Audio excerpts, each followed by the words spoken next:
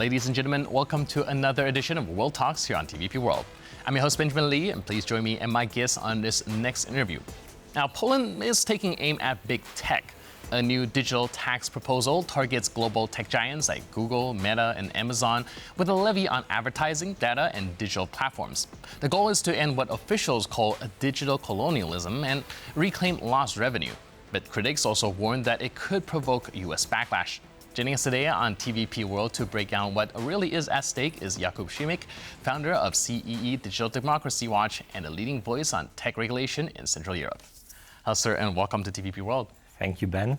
Hoping to have a good conversation. All right, so we are taking a look at this digital tax proposal, and of course, it's going to be hitting at some of the tech giants. My question would be, do you think that this bold act of what they call digital sovereignty is going to go as smooth as they think it would, or there's any potential for it backfiring, being in retaliation for the United States or even the tech giants themselves? Mm-hmm.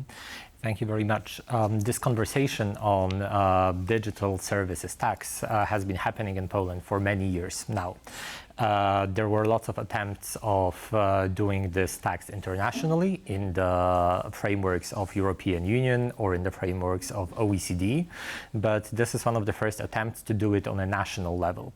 There is a very good proposal put on the table by the Ministry of Digital Affairs, but it will be a long process in Poland. Even within the government, finding full agreement towards projects like this might be lengthy, and the Ministry of Digital Affairs themselves is saying that they are in no rush and it will take a few months before it will move to public consultation or consultation with other ministries.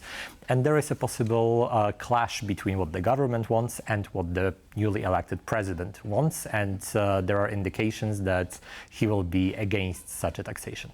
Right, so even within Polish politics itself, there's a little bit of a divide there. And well, traditionally, I do think that these big tech companies also hold a lot of power as well. Do you think that any attempt at taxing them and hitting their revenue is also going to incur some sort of backlash? And from what I understand with companies like Google, Meta, they possibly have a lot of revenues for retaliation.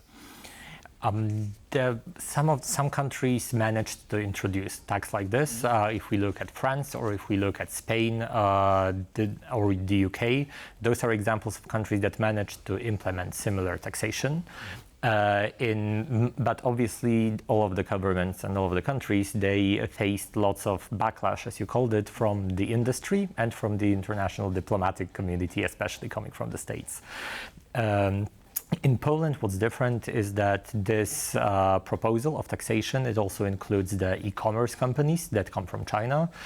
So possibly Shein and Temu would also be affected by a tax like this. So it shows that the burden is not only, the intended burden is not only on the American companies, but also on the companies that are coming from other countries. Mm-hmm. So this is a bit different situation than in other European countries. Mm. But even when you look at France, there are still lots of legal challenges around this tax. And obviously the industry is hoping that this tax will not be in effect and will be considered unconstitutional. Right. So comparing to digital platforms and these big tech companies, currently, where do they stand when it comes to paying their taxes when operating in various different EU countries, especially in places like Poland? Mm-hmm. So the situations are very different for different types of companies. There are some e-commerce companies that have full office and full operations here in Poland, and they would pay full corporate income tax. But there are other companies that would try to move some of the income they make in Poland into their international structures, meaning that the taxes they pay here are less than what we would expect. Mm-hmm. So all of the companies have their own setups, their own, I don't want to say schemes, but formats of extracting some of that income into their international networks. And their Ministry of Digital Affairs is saying that this is high time that they paid taxes that are a bit more realistic, mm-hmm. given how many users they have or how many time people are spending on these platforms here in Poland. Right. So the way I see it, that they've been essentially avoiding paying taxes in Poland by having their companies not being inside. But with the way how internet works, it's really hard to differentiate where they are established. And this is creating a very interesting kind of reverse type of situation where having the companies in Poland actually costs them more than operating from outside the country. Do you think that this taxation scheme is also a way to try to reverse that trend and make it so that it's like how Trump would protect American industries and trying to bring investments into Poland instead of having everything overseas? There's lots of different angles to this. Like the digital companies definitely are part of international trade, and it's difficult to assess how much money they are actually making in the specific state or delivering their services to Polish citizens. But obviously similar claims are being made towards different companies, not only from digital sector, but other international corporates who are also using the existing tax law to make sure that they don't pay more than is expected from them.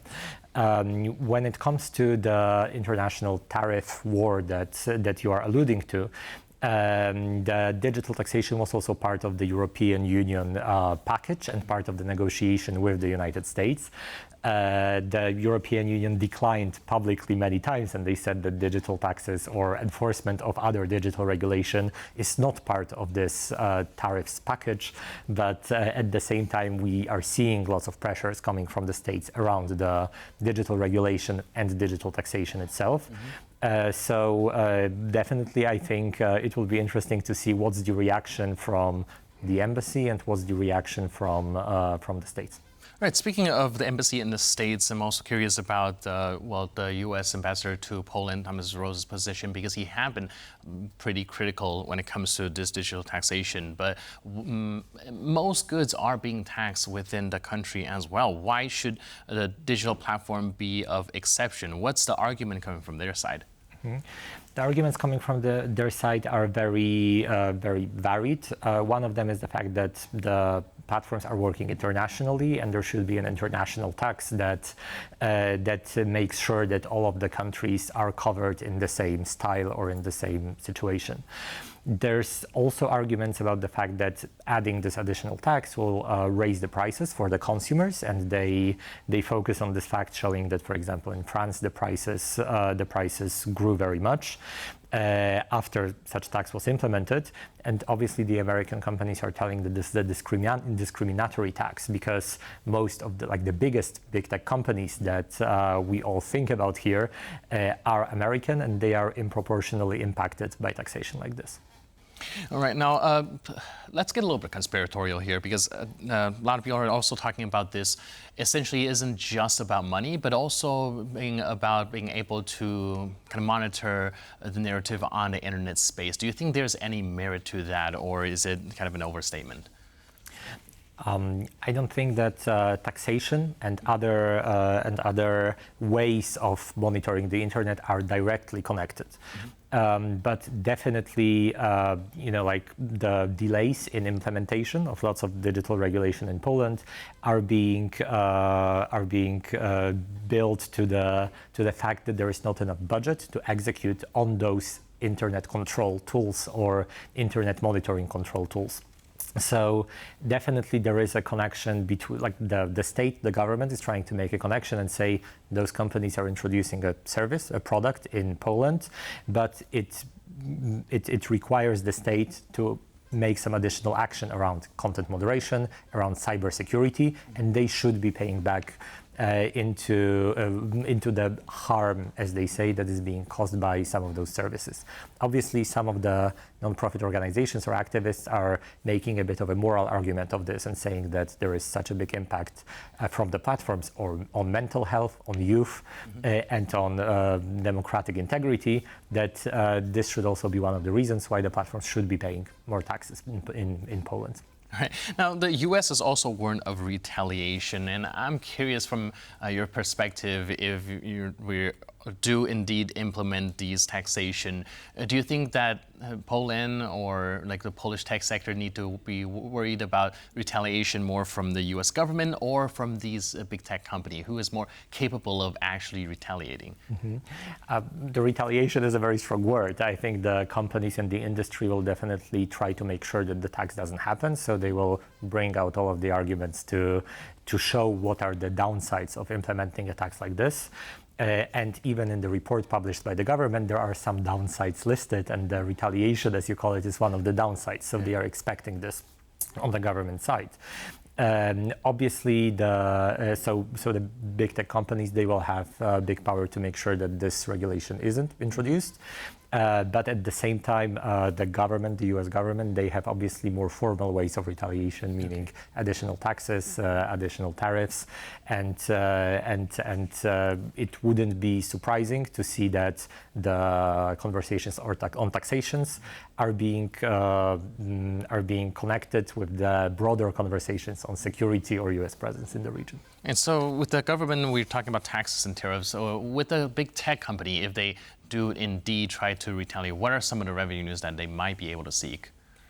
I think definitely the legal pathways, such as taking a regulation like this to court, definitely going to the European Commission and looking for options to make sure that this is not allowed, to argue that regulation like this is not aligned with the internal single market in the EU.